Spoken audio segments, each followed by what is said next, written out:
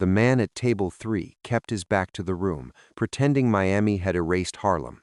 Bumpy Johnson didn't raise his voice. He just set a razor-flat smile down beside the glass and waited. Friday night. The 9th of October 1964. 11:47 p.m. Miami sweats differently than Harlem. The heat doesn't rise. It hangs. Heavy. Personal. Like it wants to listen. Inside the room, the air is cut with cigarette smoke and spilled rum. A band is doing its best to keep the night light. Horns catching on the ceiling. Drums tapping out a confidence nobody in here actually feels. Laughter comes in short bursts, too sharp, too fast, like people are trying to prove they're relaxed. And in the middle of it, table 3 holds court without ever asking for it. Green felt. Cheap cards.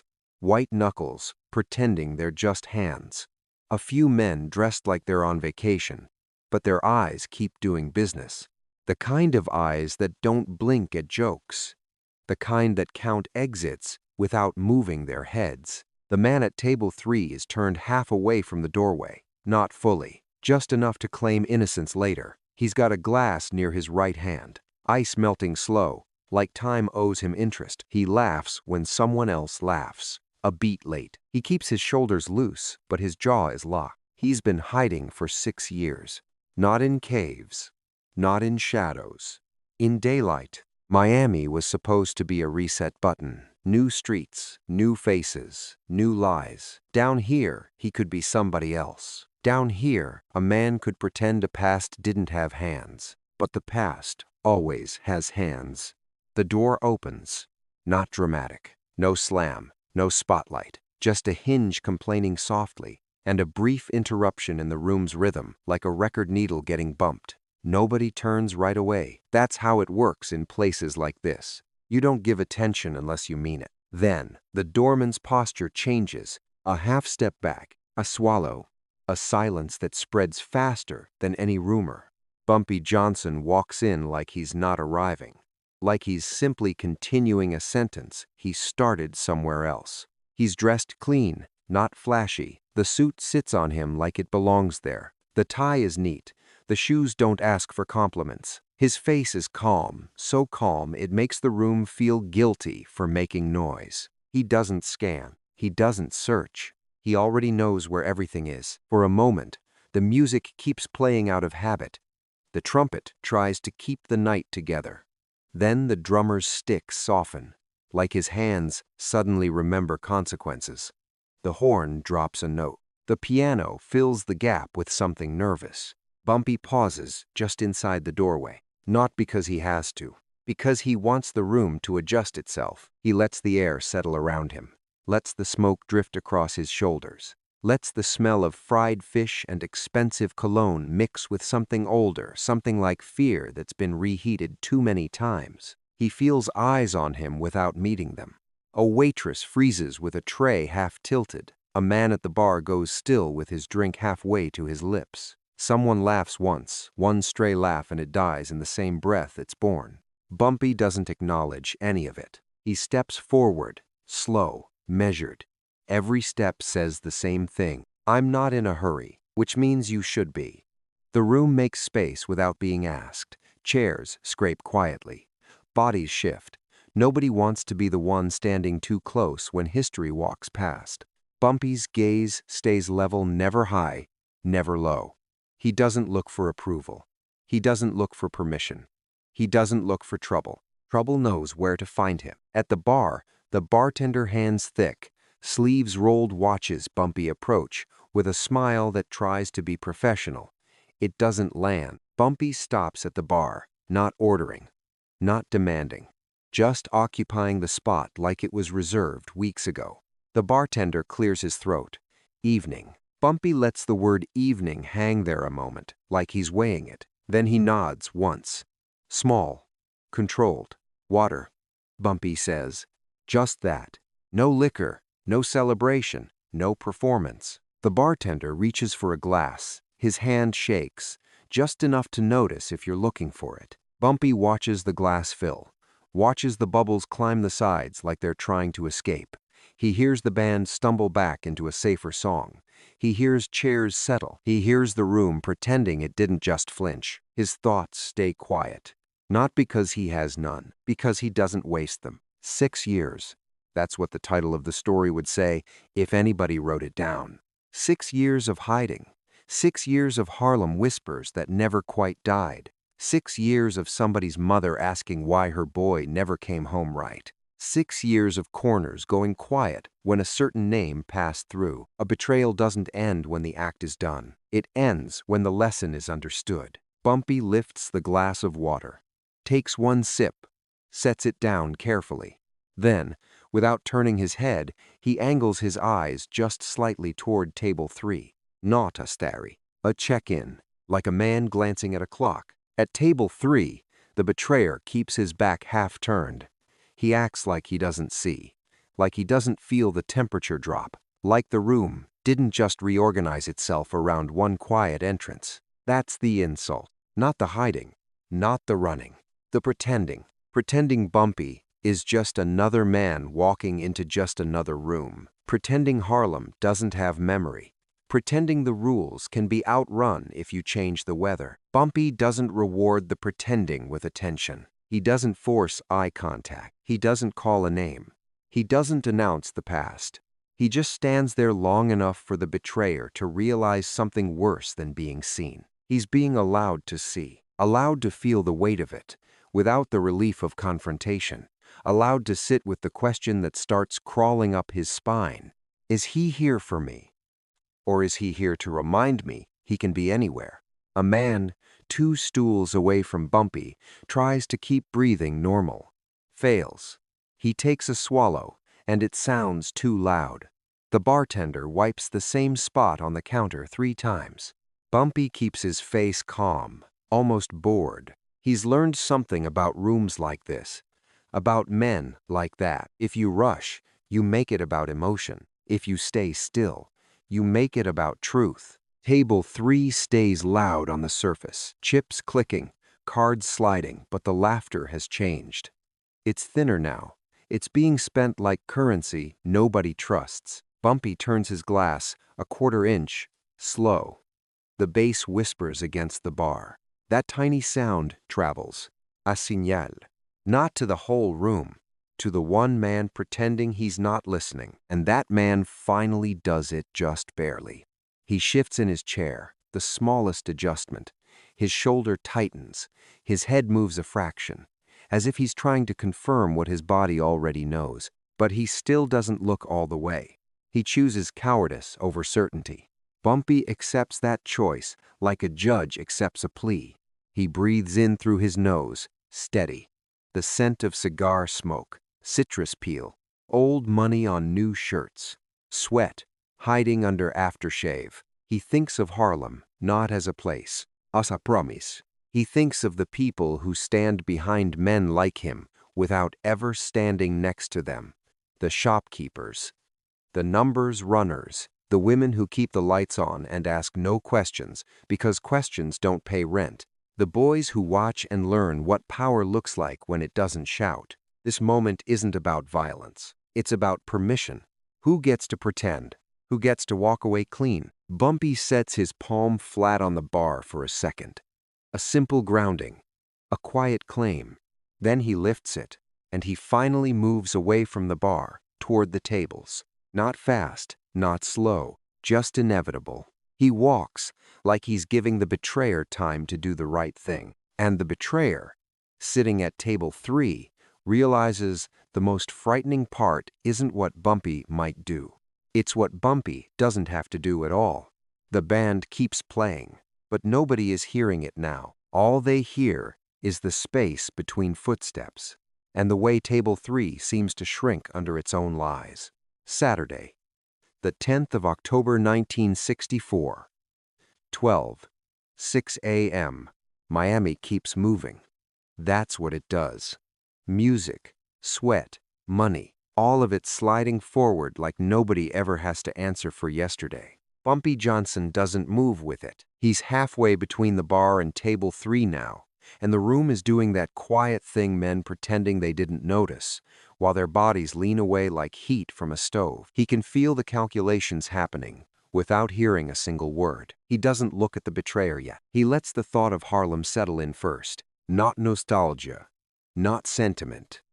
Standard. Harlem was never just streets. It was rules you didn't write down because the wrong people would try to copy them. Harlem was the difference between a man who takes and a man who collects, between loud and respected, between feared and obeyed. Bumpy knows the difference because he built his life inside it. He remembers the way Lenox Avenue sounded when the night got thin, the way a storefront gate rattled at closing, the hiss of a radiator in a brownstone hallway, the smell of fried onions on a Sunday that wasn't really a Sunday, just a day somebody finally had enough money to pretend. Harlem doesn't ask to be romanticized. It asks to be understood. Source: back home. The power never belonged to the man who talked the most. It belonged to the man who could walk into a room and make other men check their own posture. Bumpy's posture is the first warning.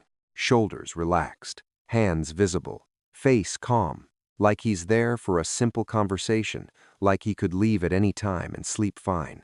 That calm is what people misunderstand about him. They think calm means soft, but calm is just control with its coat buttoned. Bumpy had done time. Real time. The kind that scrapes the unnecessary out of you. 1,954. He went away on a drug conspiracy sentence. 15 years. Most men come back loud after that, loud or broken. Bumpy came back quieter. He served most of it at Alcatraz and walked out on parole in 1963, carrying the patience of a man who learned to count time like an accountant counts debts. Source: that patience is in him now, standing in Miami like the city's bright colors don't mean a thing. He stops beside a table that isn't table 3, not close enough to provoke, not far enough to be ignored. A man there holds a cigarette and forgets to smoke it. Bumpy looks at the man's hands first, not his eyes. He notices the tremor, notices the wedding ring, notices the way the ring is worn down like it's been twisted during arguments that ended without words. Bumpy doesn't say anything. He lets the man decide what kind of night it is. The man lowers his eyes. That's respect, not fear. Respect is a choice a room makes when it knows who it belongs to. And Harlem always belonged to the people first. The women with grocery bags who knew every face on the block.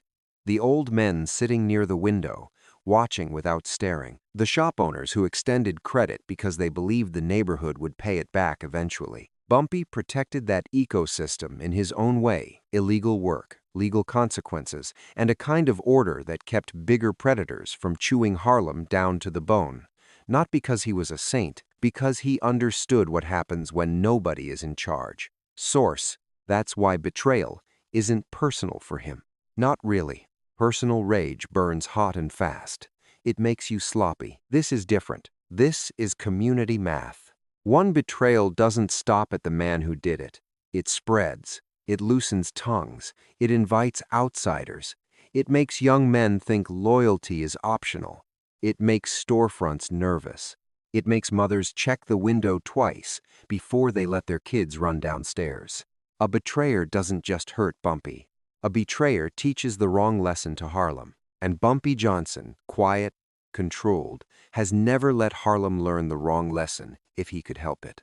He thinks about the old days, and not in a dreamy way. He thinks about the numbers game, the policy banks, the cash moving through hands that didn't have access to real banks, real loans, real protection. Harlem's underground wasn't just vice, it was infrastructure built because the city didn't bother to build one that treated black people like citizens. Source: he thinks about how power had to be negotiated with bigger machines. How you could win a street and still lose a decade if you didn't know when to stand still. Bumpy learned early that violence is loud, and loud is expensive. Loud brings police attention. Loud brings headlines. Loud brings men who don't live in your neighborhood but want to profit from it. Loud turns a community into a battlefield. Bumpy preferred something else. A quiet warning, a paid debt, a public correction delivered with a calm face. The kind that keeps the neighborhood functioning tomorrow morning. He's close enough to table 3 now to smell the betrayer's cologne, cheap, sweet, overconfident, like a man trying to cover old sweat with new perfume. The betrayer still won't look all the way up. That's the insult. Sharpened. Back in Harlem, a man would at least acknowledge what he'd done, if only with his eyes. Down here, he's trying to pretend he doesn't owe the past anything. Bumpy's mind doesn't race. It narrows. He watches the betrayer's shoulders rise and fall, watches the slight stiffness in the neck, watches how the betrayer's laugh comes late, like a man missing his cues. Bumpy doesn't force the moment. He lets the moment form around them. In Harlem, the room always chooses, not with speeches, not with declarations, with small things. Who gets served first? Who gets interrupted? Who gets touched on the shoulder like they're familiar? Who gets space without asking for it? Bumpy feels the Miami room starting to choose, and he doesn't celebrate it. He just accepts it like gravity, because if Harlem taught him anything, it's this: power doesn't have to announce itself. Power simply arrives, and the room adjusts. Saturday, the 10th of October 1964, 12:19 a.m. Miami keeps its smile on. Bumpy is still moving toward table 3, but the story doesn't live in that room alone. Not yet. The room is only the final page. The debt was written years ago, and the man at table 3, he's been breathing borrowed air ever since. He didn't hide like a fugitive. He hid like a tourist. New shirts, new friends who don't ask questions. A tan that says, "I've got time." He learned the kind of laugh that only works in bright sunlight, where nobody wants to admit they recognize a man from somewhere darker. Miami gave him that, but Miami didn't give him permission, because Harlem has a way of keeping receipts. Bumpy stops again, 3 steps short of the table line. He lets the smoke roll across his face. He doesn't blink much, not because he's trying to intimidate anyone, because he's listening. A chair leg scrapes, a chip clicks, a fork hits a plate and rings too long, and in those small sounds, he hears the same thing he heard when he got home from the Rock in 1963, a city pretending it's moved on, while everybody quietly asks who still runs what. Bumpy had served most of his 5-year sentence at Alcatraz and came back to Harlem on parole, older, calmer, and even harder to rush. Source: Bumpy doesn't chase chaos. He studies it. And when that betrayer disappeared, when Harlem started hearing, "He's gone, he's down south, he's untouchable now," Bumpy didn't send out noise. He sent out quiet, a question placed in the right ear, a favor called in without raising a hand, a name repeated just enough times that the world starts to point at itself. That's how he works, not like a hunter. Like a man collecting what was always owed. Cut back Harlem. The trail starts small. Winter 1963. Harlem 6:42 p.m. Streetlights turn on early up there. The cold makes everything honest. You can't fake comfort in Harlem winter, not for long. Bumpy sits near a window. Not in a throne. Not on display. Just positioned where he can see the door and the reflections behind him. A cup of coffee, dark, untouched. He's home again, and the neighborhood still knows his name. The legend follows him, but Bumpy never acts like a legend. He acts like a man who has to live with consequences, his and other people's. Source: a runner comes in young, careful, eyes always moving. The runner doesn't sit until Bumpy's eyes say he can. He doesn't bring a confession. He brings a rumor with a smell on it. "Florida," the kid says. One word. Then he shuts his mouth like it costs money to keep talking. Bumpy looks at him. 3 seconds. Not judgment. Not anger. Measurement. Bumpy had spent years in and out of cages before he ever owned a room. And he learned what matters in confinement. Words are cheap. Patterns are expensive. Even in prison, Bumpy read constantly and wrote poetry, quiet habits that made him sharper, not softer. Source: he slides the coffee cup an inch. The porcelain scratches the saucer. That's his answer. Keep going. The runner nods fast, relieved. Leaves without saying thank you. In Harlem, you don't thank a man like Bumpy out loud. You just don't waste what he gives you. The Betrayers, 6 years. Bright rooms. Dark choices. 1958–1964. Miami. The betrayer built a life the way liars do, out of other people's ignorance. He found a neighborhood where the bartenders didn't know Harlem names. He found men who only cared about the money on the table, not the blood behind it. He found women who liked the shine, not the story. He learned to speak less about the past. He learned to smile first. He learned to keep his back half turned in rooms so he could claim he didn't see danger when it finally arrived. But the problem with a stolen life is simple. Every day you live it, you add interest. Bumpy's method: pressure without noise. Back in Harlem, Bumpy doesn't announce a search. He doesn't put out a price. He doesn't threaten the neighborhood into helping him. That's not his style. Harlem respects him because he doesn't burn the block to cook one meal. He asks quiet questions in loud places. A barber hears things. A bartender hears more. A numbers writer hears everything. Because everybody thinks the numbers writer is invisible. And Bumpy has always understood the power of invisibility, how the city looks right through certain people until those people decide to look back. He speaks to one man in the doorway of a club, just a sentence. Where'd he go? No name. No details. The man answers anyway, because the question came from Bumpy, and Bumpy doesn't ask questions for sport. The man gives him a thin thread, a cousin in Miami, a postcard, a hotel matchbook, a phone call placed too late at night. And Bumpy takes the thread like it's enough, because for him, it is. The collector leaves town, Friday, the 9th of October 1964. 7:18 p.m. LaGuardia Airport. Airports don't feel like cities.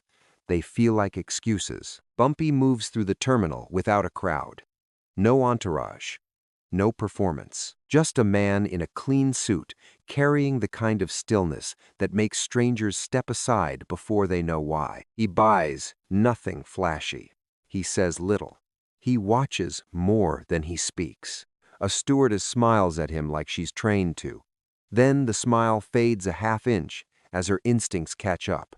Bumpy takes his seat and opens a small notebook, not for plans, not for maps, for names, for debts, for the simple arithmetic. Harlem taught him, you don't let betrayal become tradition. He looks out the window as the plane begins to move. He doesn't look like a man traveling. He looks like a man returning something. Back to Miami. The room closes around table 3. Saturday, the 10th of October, 1964, 12:27 a.m. Bumpy is close enough now that the betrayer can't pretend the air hasn't changed. A bead of sweat slides down the betrayer's temple, slow, deliberate, like even sweat is trying to act normal. The betrayer laughs again, but his throat doesn't cooperate. Bumpy doesn't speak, not yet, because the truth is already doing the work for him. The room has started to choose sides without being asked. The men near table 3, some of them shift their chairs away, inch by inch, as if distance can purchase innocence. A woman walking past slows down and takes the long route, eyes fixed straight ahead. Nobody wants to be seen close to a sinking ship. Bumpy finally lets his gaze land just briefly on the betrayer's hands. Hands tell the truth. The betrayer's fingers are too tight around his glass, like he's afraid the glass might float away and leave him exposed. Bumpy takes one more step. Then he stops, and the silence between them becomes its own kind of conversation, one Harlem understands better than anywhere else on earth. Saturday, the 10th of October 1964, 12:41 a.m. Miami is built for denial. Bright lights, open collars, music loud enough to blur consequences. In a room like this, a man can tell himself he's not hiding, he's living. And the people around him can pretend they're not part of anything serious until seriousness walks in and takes a seat. Bumpy Johnson is still standing near the edge of Table 3's gravity. He hasn't spoken, not one clean word. And somehow, that silence has become the loudest thing in the building. He stays calm the way he stayed calm through years of cages, through the kind of time that taught him patience as a weapon. Source: the betrayer feels it. That's why he starts performing. He leans back in his chair like he owns the angle of the room. He laughs a little too long. He flicks ash without looking where it lands. He's trying to show everyone the same message. See? Nothing happened. Nothing's going to happen. And when a man tries to prove he's untouchable, he usually does it the same way. He touches the one thing he shouldn't. Word spreads the wrong way. A waitress drifts past with a tray, her perfume mixing with smoke and fried food. She doesn't look at Bumpy, but her eyes keep coming back to him in reflections, mirrors, glass, silverware. This room is full of people pretending not to notice history, but pretending is still noticing. The betrayer sees the attention shifting. He feels the room choosing, inch by inch.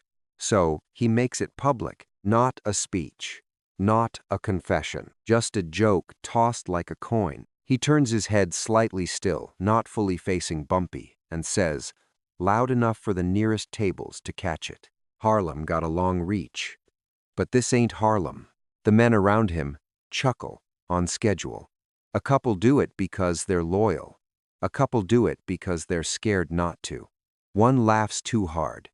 The kind of laugh that begs for forgiveness. Bumpy doesn't react. No tightening in his jaw. No flare in his eyes. He simply watches the joke settle into the room like smoke. Because he understands what that joke really is. It's not aimed at him. It's aimed at the idea that Harlem has rules.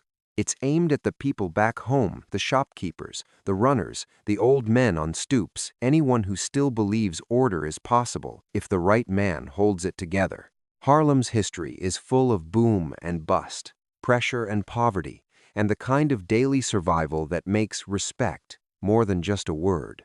Source: when disrespect gets comfortable, it becomes contagious, and contagion is how neighborhoods die. Harlem can't afford the lesson.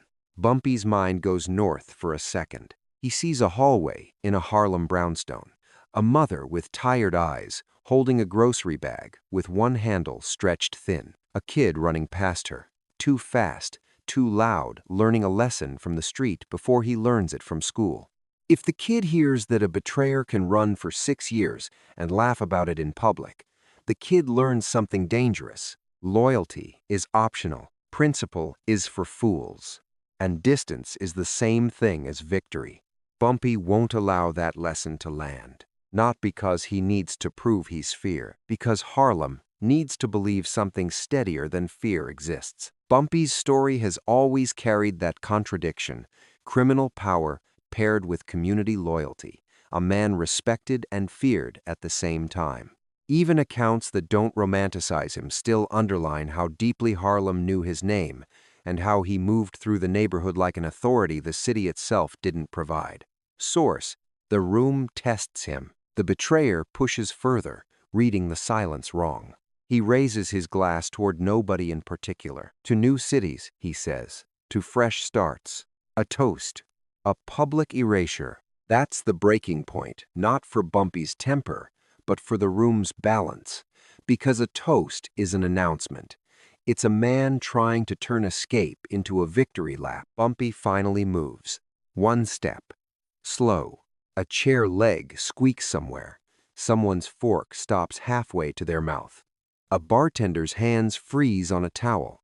Bumpy stops close enough now that Table 3 can't pretend he's just part of the crowd. He looks at the betrayer's glass, not his face. The betrayer's hand trembles once quick, betrayed by the body before the mind can correct it. Bumpy lets that tremor exist. He doesn't punish it. He doesn't acknowledge it. He simply speaks, quiet and controlled. "You toast a fresh start," he says, voice low. "Like the old one didn't feed you." That's not a threat. It's a correction. The betrayer swallows. His throat makes a small sound too loud in the new silence. Bumpy's eyes lift now, finally, to the betrayer's face. The room holds its breath. Not because it expects blood, because it expects judgment. Bumpy doesn't give the room what it expects. He gives it what it needs, a standard. A reminder that there are still consequences, and they don't have to arrive screaming. The betrayer tries to smile. It doesn't fit. Bumpy, he says, like saying the name is the same thing as control. Bumpy keeps his face flat, calm. Don't say my name like we're friends, he tells him. Pause. Then, softer. You've been safe because I've been patient. That line travels through the room like cold air. People don't shift now. They don't cough. Nobody wants to interrupt patience. The disrespect becomes a decision. The betrayer's eyes dart sideways, searching for help. But the help he bought in Miami, those new friends, those rented loyalties, can't stand up straight under this kind of pressure. The room has already chosen. It just hasn't admitted it out loud, and Bumpy understands something the betrayer never did. Respect isn't something you steal. It's something the room agrees to give you. The betrayer looks down at his drink. The ice has melted too far. The glass sweats. The hand holding it is slick. He sets it down. It's the first honest thing he's done all night. Bumpy watches him do it. Then he glances at the empty space on the table near the napkins, near the ashtray like he's measuring where a final point will be made. He doesn't draw anything yet. He doesn't need to. The tension is already doing the work of a weapon, and now the moment is set. The next chapter won't be about chasing him. It'll be about whether the betrayer can survive the quiet rules he tried to laugh off. Saturday, the 10th of October 1964. 12:58 a.m. The band is still playing, but it's playing for no one now. The trumpet keeps lifting notes into the air like prayers that don't know where to land.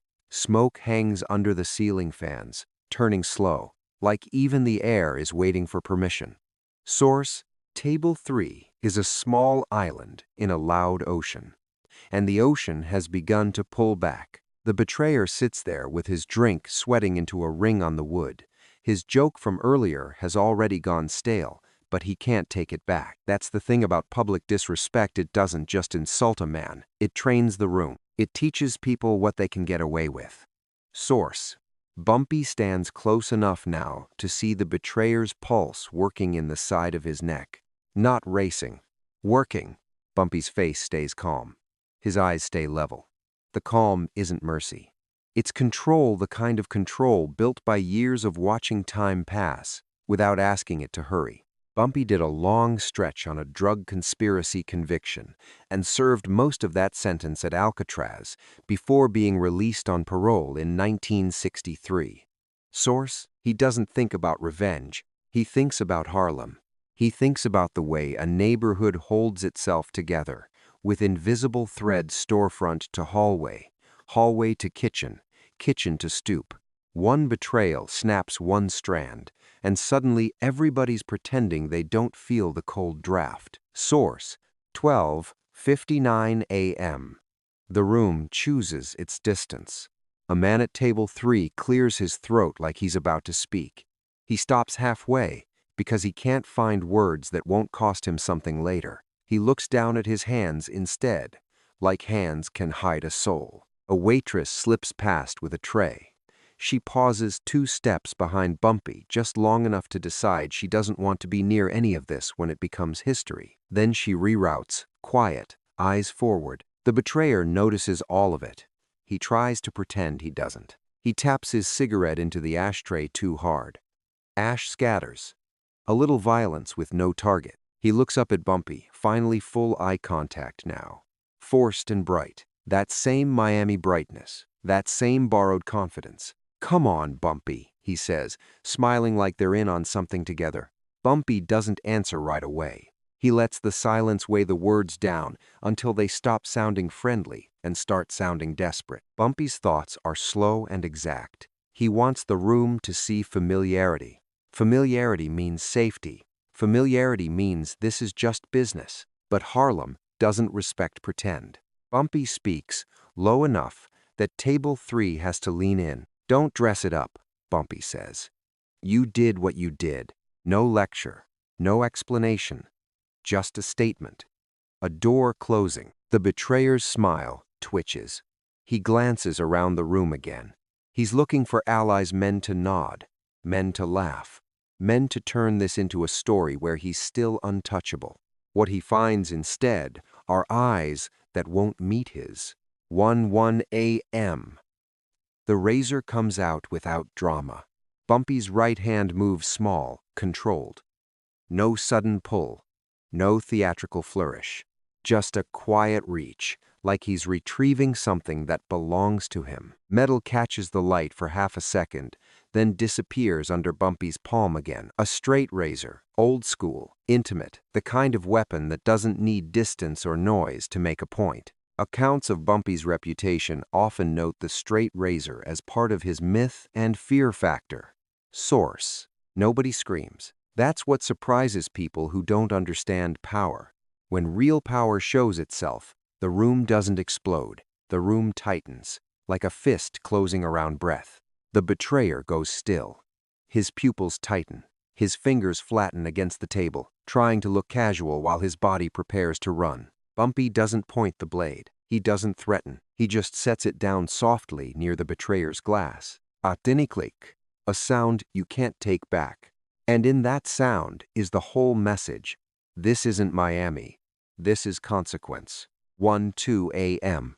The countdown inside the betrayer. The betrayer's mouth opens, then closes. He swallows, and it sounds loud. His throat is dry. His hands shift 1 inch, then back like he's testing how much movement Bumpy will allow. Bumpy watches the hands. Hands tell you whether a man is about to apologize or reach. Bumpy doesn't blink much. He doesn't need to. He's not reading the betrayer's face. He's reading his intent. The betrayer tries again, softer now. Let's talk somewhere else. Bumpy pauses. The room leans in without moving. Even the band sounds farther away, like the music is in another building. Bumpy finally answers with one quiet sentence. No. And the betrayer understands something in that single word. There will be no private negotiation, no hallway deal, no escape to another room where he can reshape the story. This has to happen where everyone can see the lesson, because the lesson isn't for him alone. 3 a.m.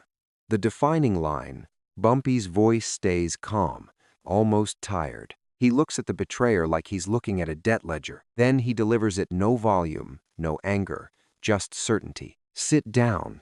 That's how you pay respect. The room changes right there. Not because Bumpy raised his voice, because he didn't have to. The betrayer's knees flex like he might stand anyway. Like pride might try one last time. Then he sees it something worse than the razor. He sees the room is no longer his. The men who laughed at his joke earlier don't laugh now. One of them stares at his own plate, like the food has become too heavy to lift. Another man shifts his chair back, creating space, silently refusing to be counted on the betrayer's side. The betrayer sits. Not hard, not fast, controlled. A surrender disguised as obedience.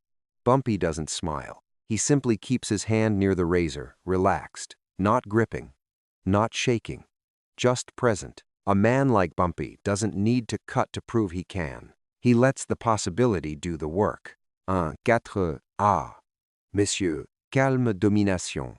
Bumpy leans in slightly, not close enough to be intimate, not far enough to be ignored. His voice is meant only for the betrayer now, but the room still feels every syllable. You ran 6 years, Bumpy says, and you thought the distance changed what you owe.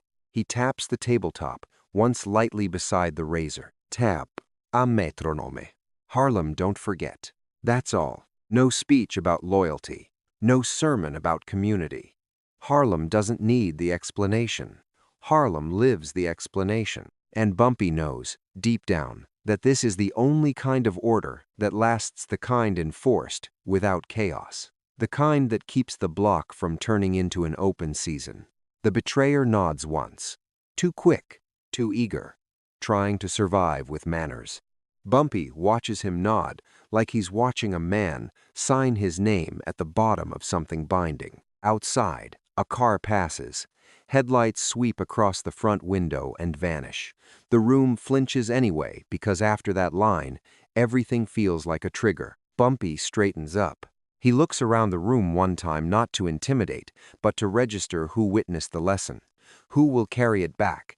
Who will whisper it into the right corners? He doesn't need to say, "Now you know." The room already knows. And table 3 doesn't look away anymore. Saturday, the 10th of October 1964, 1:07 a.m. The razor is still on the table. Not moving, not flashing. Just existing like a fact nobody can vote against. The betrayer sits exactly the way Bumpy told him to. Not because he's suddenly loyal, because his body has accepted a truth his mouth kept denying. The room belongs to Bumpy now. Bumpy doesn't stare him down for sport. He looks once, then he looks away toward the rest of the room, toward witnesses, toward the lesson, because that's what this is. Not a punishment. A correction. Bumpy reaches out, slow, and folds the razor closed like he's putting away a pen. One soft click, and the sound lands harder than any scream could. The betrayer's shoulders drop a fraction relief, mistaken for safety. Bumpy leans in, just enough for his voice to stay private. "You going back," Bumpy says. The betrayer blinks. Back where? Bumpy doesn't answer with a place name. He answers with ownership. Back to what you ran from. A pause. Tonight. The betrayer licks his lips. "I can't." Bumpy's eyes lift. Not angry, not loud. Just final. "You can," Bumpy says. "Or you can learn what that table feels like when nobody's watching. No threat dressed up as poetry. No extra words. Just the weight of the option." The betrayer nods once. He nods too fast, like agreement might save him. Bumpy straightens up. His suit doesn't wrinkle. His hands stay clean. He looks around the room one more time, registering faces the way a judge registers a jury. Then he says one sentence, quiet but public, meant for every man in earshot. Harlem don't pay twice for the same mistake. And that's it. No victory lap. No celebration. Bumpy turns and walks out like the problem has already been solved. Immediate aftermath, the betrayer's fate. Outside, Miami's night air hits like warm water. The neon keeps buzzing. The city keeps selling its fantasy. But the betrayer can't buy it anymore. He leaves the room without finishing his drink. No goodbye, no jokes, no last look. He steps out into the street, like a man trying not to be noticed, finally understanding that untouchable was just a story he told himself. Behind him, the club starts breathing again slowly. People talk again, but their voices stay lower. The laughter returns, but it's cautious now. Corrected. Inside that room, nobody will remember the song the band played. They'll remember the silence. They'll remember table 3. They'll remember that Bumpy Johnson didn't need to spill blood to take control of the night. Long-term impact. What changed? Back in Harlem, the story arrives before Bumpy does. That's how Harlem works. A neighborhood held together by talk, by memory, by warnings passed hand to hand like folded bills. And what people repeat isn't violence, it's restraint. That's why Bumpy kept his power for as long as he did. Not because he was the loudest man in Harlem, but because he understood what the community needed: order, protection, and consequences that didn't turn the neighborhood into a war zone. Accounts of Bumpy's reputation emphasize both his criminal authority and his community presence in Harlem. Source: Harlem had always lived under pressure: economic cycles, population shifts, policing, poverty, so respect wasn't a luxury, it was a survival tool. Source: Bumpy made sure the tool stayed sharp. Legacy: what people still say decades later. December 1965. Harlem. When the police pressure got too comfortable, too public, Bumpy staged a sit-down strike at a police station and refused to leave. A rare moment where he challenged authority with stillness instead of force. Even then, the story wasn't about shouting. It was about making the city look itself in the face. Source: the 7th of July 1968, just before 2 a.m. Bumpy's story ends in Harlem. Not Miami at a restaurant. In the early hours, where he suffered a fatal heart attack. The detail matters because it fits him. A man who lived with danger but didn't need theatrics to prove he was real. Source. And years long after the club lights and the cigarette smoke, Harlem doesn't remember him as a saint. Harlem remembers him as a standard. A man who understood that violence is always available, but respect has to be maintained with discipline, not appetite. That's what Table 3 becomes in the telling. A reminder. Power doesn't always arrive with noise. Sometimes it arrives with patience and one calm line. If you want the next Bumpy Johnson story told like a serious crime film, quiet, visual, and relentless, subscribe, like, and comment which moment you want next.